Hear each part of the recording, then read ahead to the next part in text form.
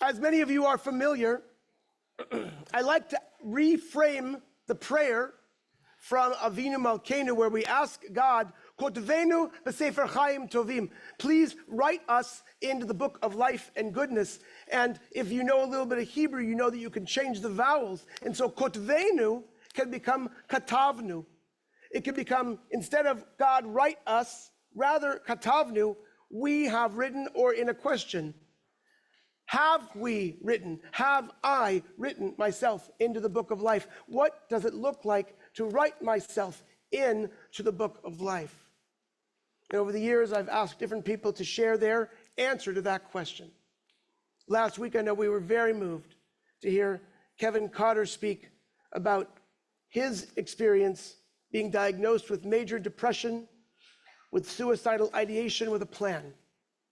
I know he touched so many in our congregation with that reminder that we always can continue to write ourselves, even if it's just one page at a time, even if it's just one paragraph, one line, one word is more than receding.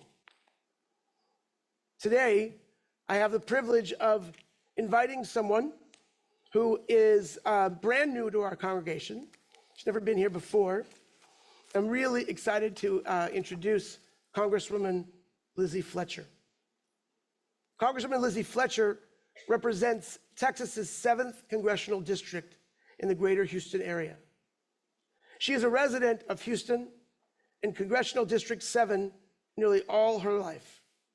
Congresswoman Fletcher was elected to represent the district in 2018.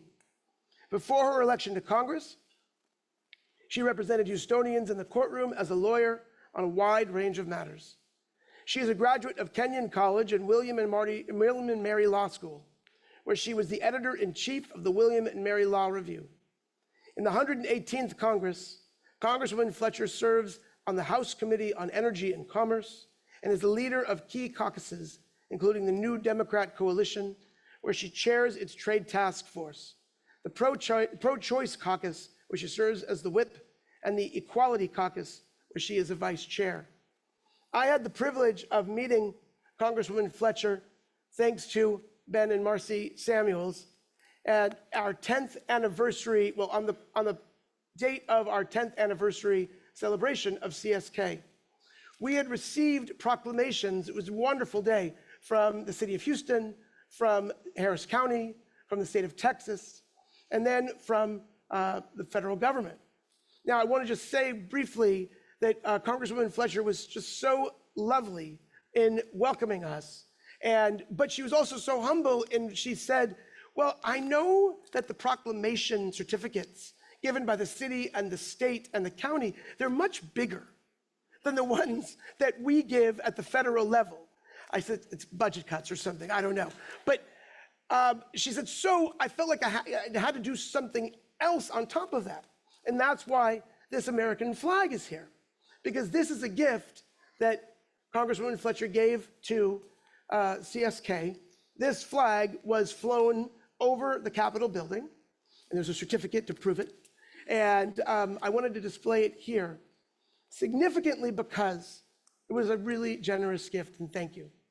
But also because it's so important. My old boss, not so old, well, he's a little bit old. Anyway, my old boss in Birmingham, Alabama, Rabbi Jonathan Miller, he would always teach how important it is that there are strong Israel supporters across the government spectrum in the United States, because Israel is such an important strategic partner. It's such a good friend, and it is such a key ally. So I didn't ask Congresswoman Fletcher to speak about any of these topics. I asked her instead to speak about what it means to write oneself into the book of life and goodness. And I'd like to introduce her now and welcome her to our bima.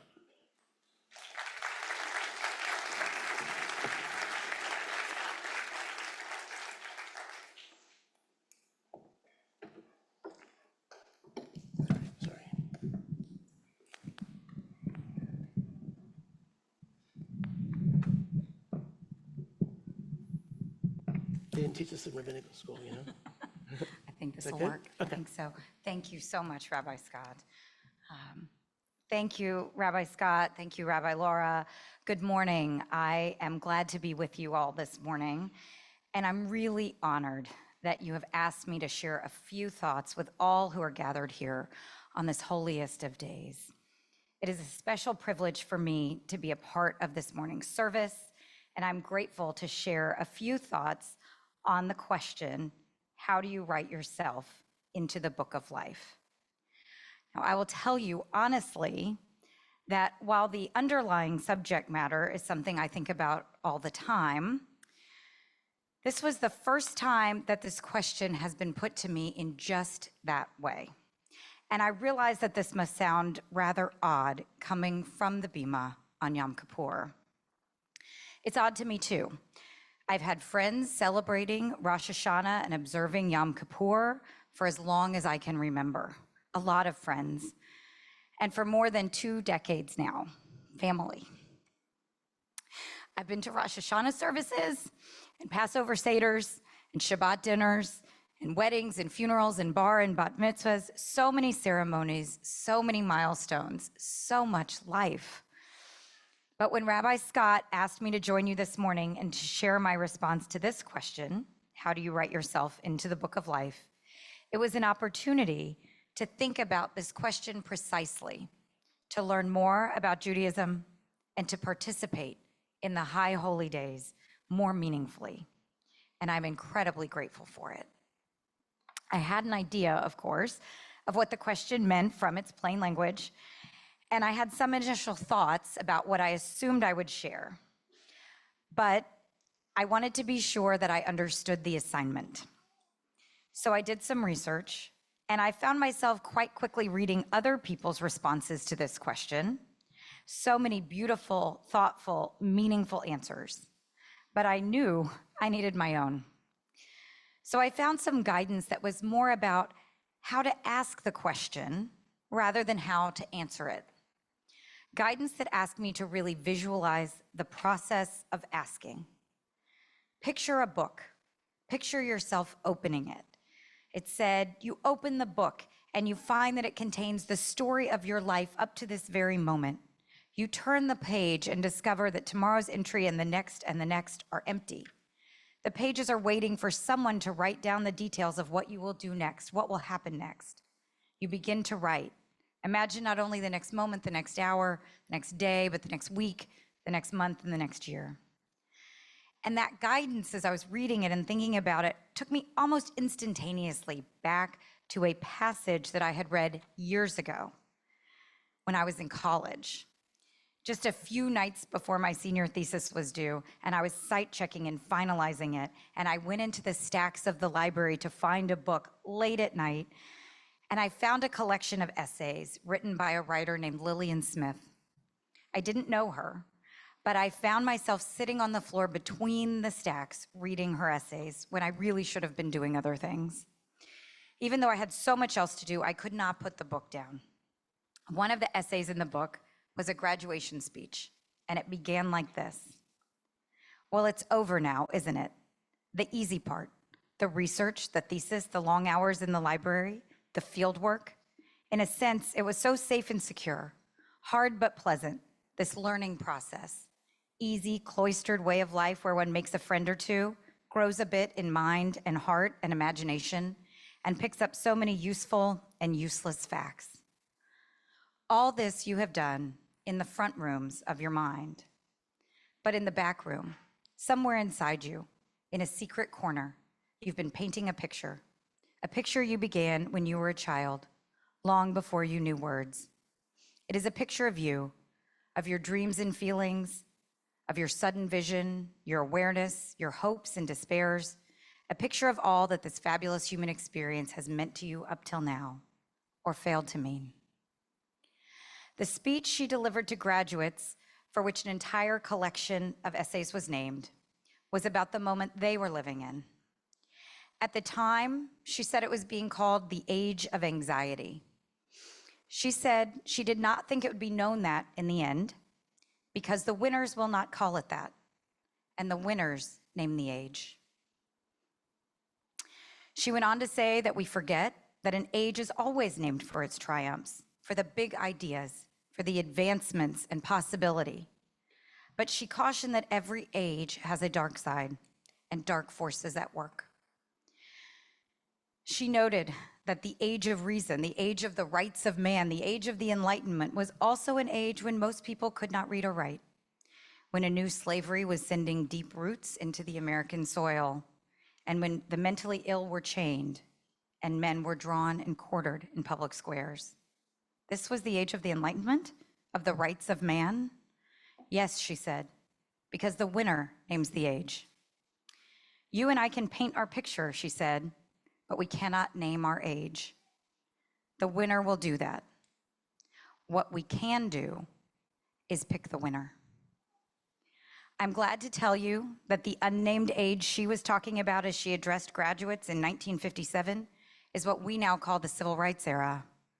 And ever since I stumbled upon that book, her words and her call to action have remained in my mind.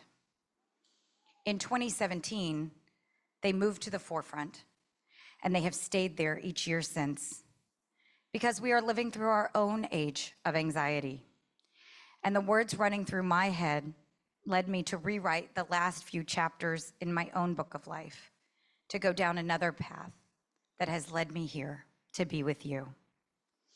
They are, for me, what is at the core of the assignment. How do you write yourself into the book of life? For me, it means trying to gain a deeper understanding of the world around us, finding meaningful ways to contribute and make it better, and working to be on the side that moves humanity forward. These are difficult days. I don't think I need to tell anyone here that.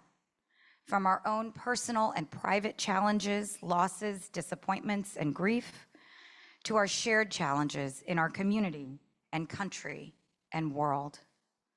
But these difficult days also provide us with purpose and possibility, that we can make a difference, that we can make things better in all kinds of ways. And I am lucky because you have made it possible for me in a way I hadn't imagined. Every day, I have the opportunity to learn more about our community and the people who live in it, about the problems they experience and the possible ways to alleviate them, about their hopes and dreams and aspirations. I often tell people that my day job is like being a student all the time, constant learning. And you've also given me the opportunity to help them.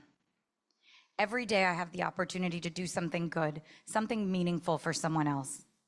Whether it is getting important legislation passed, which I will admit is happening less frequently these days, or helping someone get their Social Security or their tax refund or FEMA assistance, or sometimes simply showing up and being present.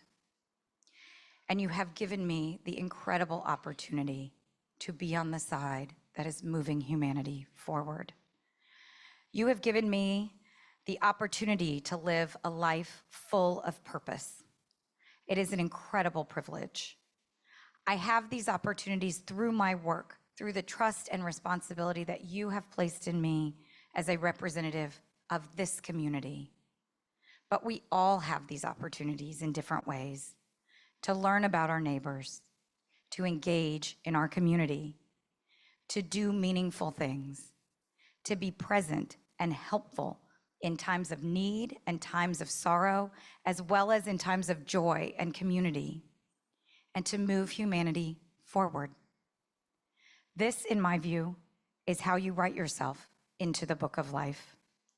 And it takes all of us finding purpose and meaning and contributing in myriad ways to make sure that when the winner names our age, and as the book of life is written, we are proud. Asking me this question, Rabbi Scott, was a gift that I will cherish and I will use. May you all be written into the book of life. Can I give you a hug? Thank you. Thank you.